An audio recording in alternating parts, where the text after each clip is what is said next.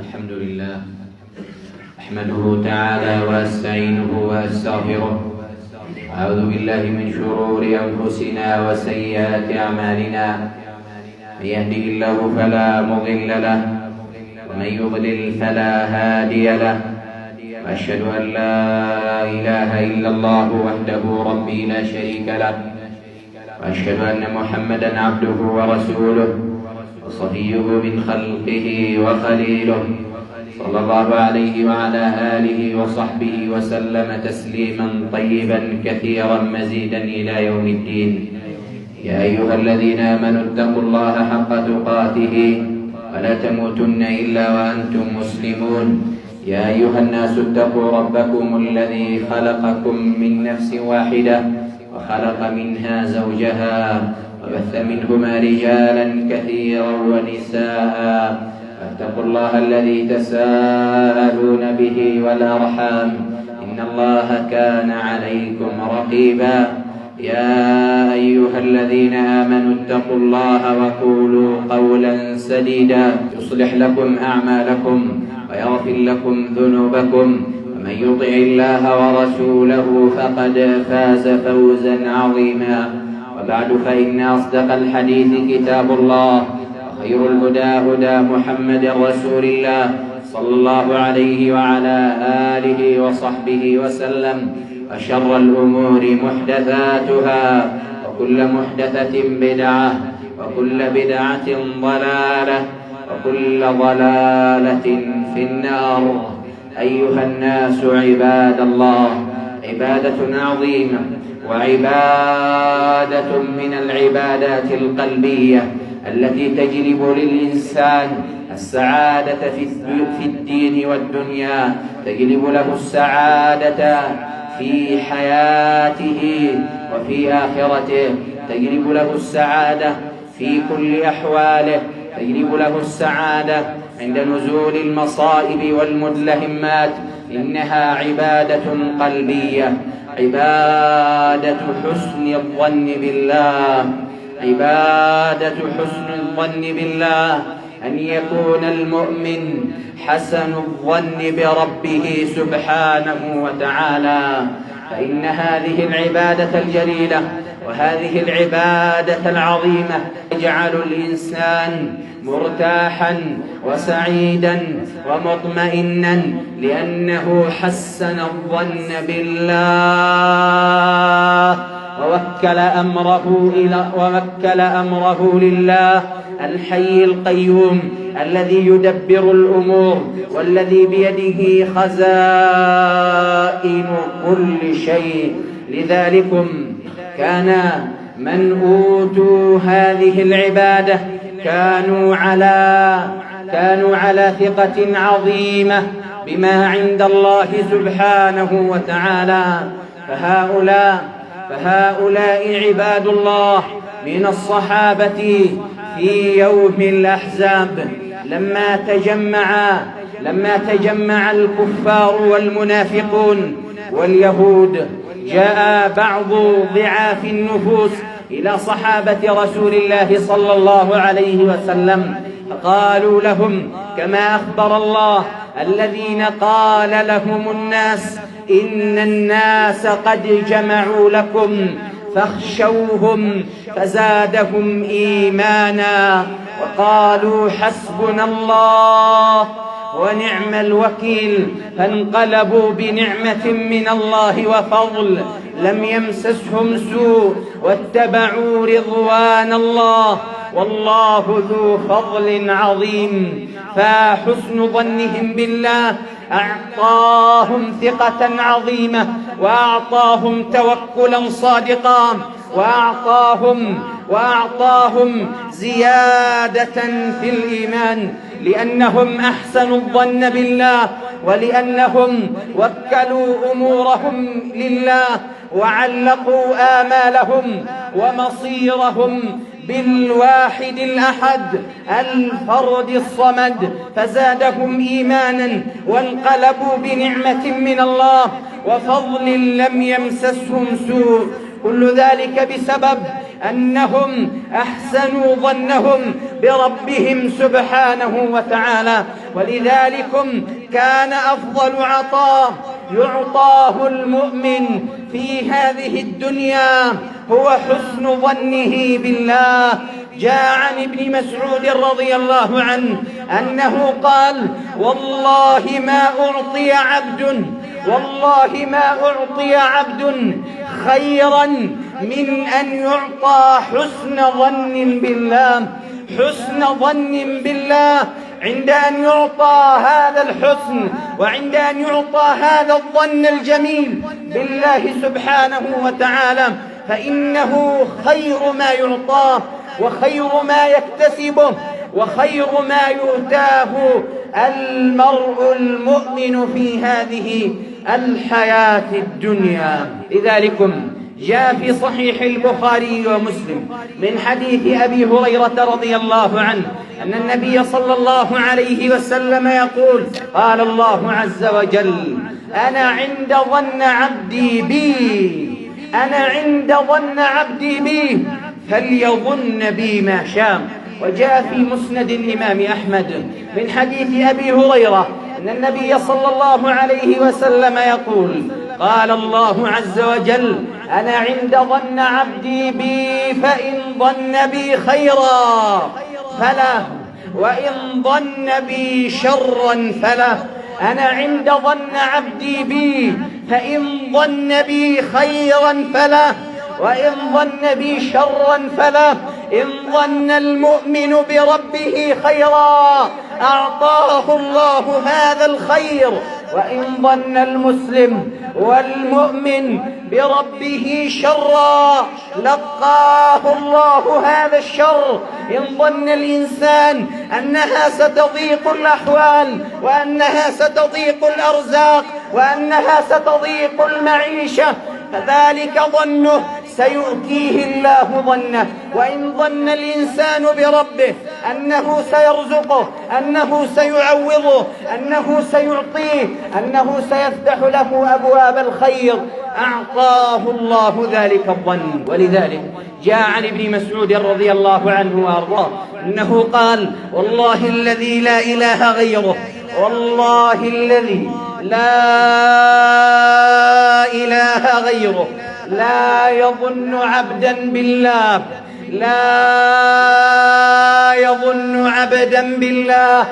ظنا إلا أعطاه الله ذلك الظن. انظروا إلى هذه الكلمات العظيمة وإلى هذه الكلمات المنيرة: والله الذي لا إله غيره، لا يظن عبدا بالله ظنا إلا أعطاه الظن الذي ظن به. إن ظننت بالله أنه سيفرج همك فرج الله همك. إن ظننت بالله أنه سيفتح لك أبواب الرزق فإن الله سيفتح لك. إن ظننت بالله أنه سيدخلك الجنة أدخلك الجنة. إن ظننت بالله أنه سيرحمك رحمك. إن ظننت بالله أنه يحبك أحبك.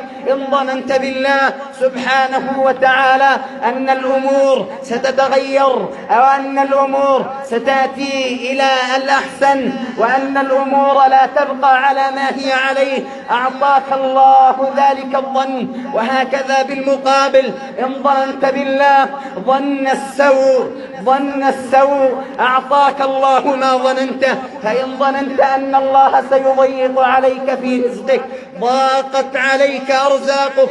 إن ظننت أن الأمور غير طيبة وأنها ستغلو الأسعار وأنه سيحصل الحرب والوبال والنكال وأنك ستموت جوعا وعطشا، سيعطيك الله سبحانه وتعالى ذلك الظن.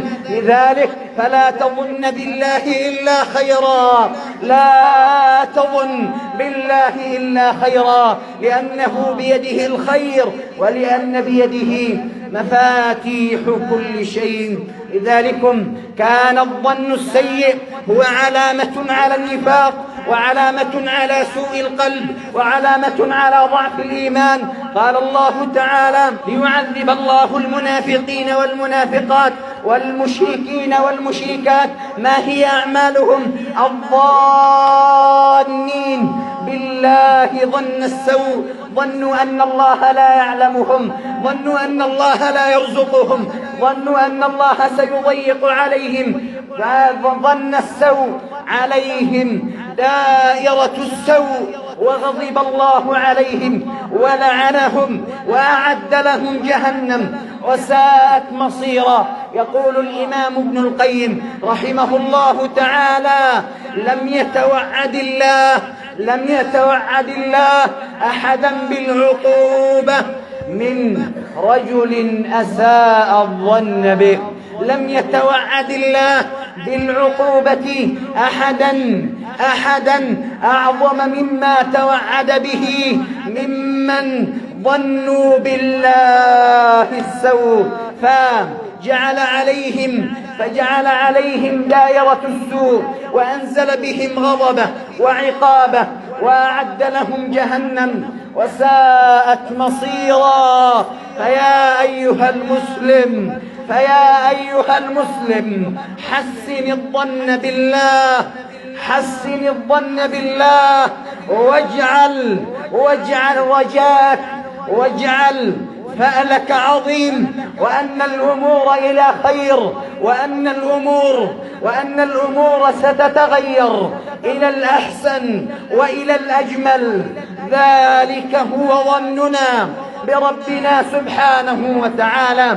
عند أن تفقد مالا فظن بالله أنه سيعوضك خيرا من هذا المال، فإن ظننت بالله هذا الظن فأقسم بالله الذي لا يقسم إلا به أنه سيعوضك خيرا من هذا المال الذي فقدته عاجلا أو آجلا. إن أتتك الخطوب ونزلت بك الهموم وضاقت عليك الأرض بما رحبت، التفت يمنة وشمنة فلم تجد نصيرا، ولم تجد حسيبا، ولم تجد كفيلا، ولم تجد معاونا. حسن الظن بالله، فهو الذي إن ظننت به خيرا وأنه سيفرج همك سبحانه وتعالى. قولوا قولي وأستغفر الله إنه هو الغفور. الحمد لله رب العالمين، الصلاة والسلام على سيد الأولين والآخرين نبينا محمد صلى الله عليه وعلى آله وصحابته أجمعين. ثم أما بعد، لقد كان من دعاء نبينا صلى الله عليه وعلى آله وصحبه وسلم هذا الدعاء العظيم: اللهم وارزقني حسن الظن بك. كان ذلك هو دعاء نبينا صلى الله عليه وعلى آله وصحبه وسلم. لذلكم يا أيها المسلمون، يا أيها الإخوة والآباء والأخوات والأمهات، علينا أن نحسن ظننا بربنا عز وجل، وأن يكون هذا التحسين ليس مجرد نطق باللسان، وإنما مجرد اعتقاد بالقلب، قول ينبع عن القلب ويخرج من القلب، أن الإنسان يكون ذا ظن حسن بالله الغفور الرحيم الرؤوف اللطيف الخبير سبحانه وتعالى.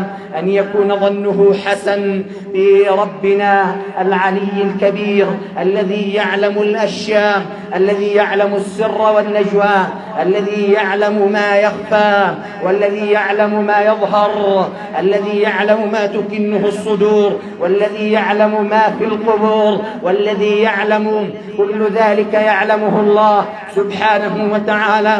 ما تسقط من ورقة ولا توضع حبة في ظلمات الأرض إلا يعلمها الله. يعلم ما في البحار، ويعلم ما تحت الأشجار، ويعلم ما في القفار، ويعلم ما في الجبال، ويعلم ما في المدن والسهل والأوادي. إنه الله سبحانه وتعالى. لذلكم يجب علينا أن نحسن ظننا بالله عز وجل. فإذا أنفقت النفقة وإذا تصدقت بالصدقة فأحسن ظنك بالله عز وجل أنه سيخلفك بخير منها في الدنيا والآخرة. وما أنفقتم من خير فهو يخلفه وهو خير الرازقين. إذا دعوت الله فكن عند حسن ظن بالله عز وجل أن الله سبحانه وتعالى سيعطيك وسيجيبك إن رأى في ذلك لك الخير والمصلحة. لا يقبل الله دعاء من قلب غافل لام. أحسن الظن بربك سبحانه وتعالى فيما تستقبل به من الأمور والأحوال والأيام والسنين. أحسن الظن بالله، فإن من الناس من يشغلهم هذا الأمر تفكيرهم بأمر مستقبلهم وبأمر أرزاقهم وبأمر الغلاء والارتفاع. شغلهم الشاغل لا ينامون. ربما أوصل ببعضهم الحال إلى أن يفقد عقله وإلى أن يفقد صوابه. كل ذلك منه سوء ظن بالله وتفكيره في الأمور التي لم تقع بعد، فيتخيل أنها ستحصل الأزمات وسيحصل الارتفاع للأسعار وسيحصل الذهاب والنقص في الأموال والأطعمة وسيحصل الشح بالطعام. فتجد أنه يبقى مفكرا ويبقى منشغلا بهذا الأمر الذي لم يجعل الله لأحد من عباده التفكير فيه. بل إن الرزق رزقه والأمر أمره والقضاء قضاؤه. ما شاء كان وما لم يشاء لم يكن. فلذلك تجد أن بعض ضعاف النفوس وبعض من قلت ثقتهم بالجبار وبالعلي الكبير وبالرزاق وباللطيف الخبير، إذا نزلت الأزمات وإذا حصلت الأزمات ذهبوا لاحتكار السلع وذهبوا لاجتلاب السلع من الأسواق، فخزنوها في بيوتهم وخزنوها في متاجرهم. سوء ظن منهم بالله سبحانه وتعالى. فحصل بسببهم أن ارتفعت الأسعار وغلت الأسعار ونقصت الأطعمة في الأسواق، وهم السبب في ذلك. تسببوا بهذا الأمر وتسببوا بهذا الشيء الذي هو ناتج عن سوء ظن وعن ضعف إيمان. وإلا فالمؤمن القوي الذي رزقه اليوم هو الذي سيرزقه غدا. الذي رزقه في السنين الماضية هو الذي سيرزقه في السنين الحاضرة. لذلكم تجد أن من ضعف إيمانهم وساءت ظنونهم بالله يبقون مفكرين، وربما بقي يفكر في أولاد أولاده، وربما بعضهم بقي يفكر في ابنته إذا تزوجت سيموت زوجها، من لها بعد أن يموت زوجها. كل ذلك سوء ظن بالله سبحانه وتعالى. فعلينا أن نحسن ظننا بالله فيما نستقبل به من الأمور التي تأتي علينا. إذا نزلت الأزمات وإذا نزلت المصائب، إذا قامت الحروب فليكن عندنا حسن ظن بالله.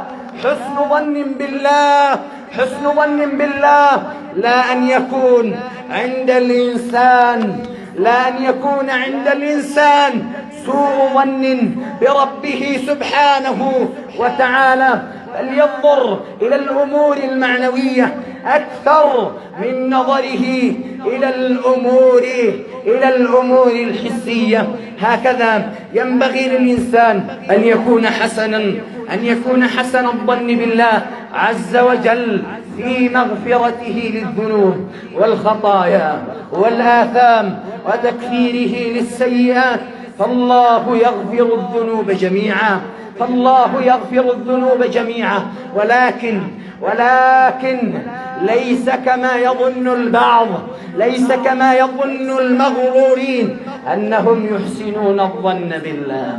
تقول له يا فلان وهو على المعصية وهو فاتحا للغناء أو غير ذلك: تب إلى الله، استغفر الله. يقول: الله غفور رحيم وأنا عندي ظن حسن بالله. هذا غرور، ليس ظنا حسنا بالله، هذا أمن من مكر الله. فإن من ظن بالله ظنا حسنا فإنه يتبعه ذلك العمل الصالح. لذلك جاء عن الحسن البصري أنه قال: المؤمن جمع حسن ظن بالله مع عمل صالح، والفاجر جمع سوء ظن بالله مع عمل فاسد. والفاجر جمع سوء ظن بالله مع عمل فاسد.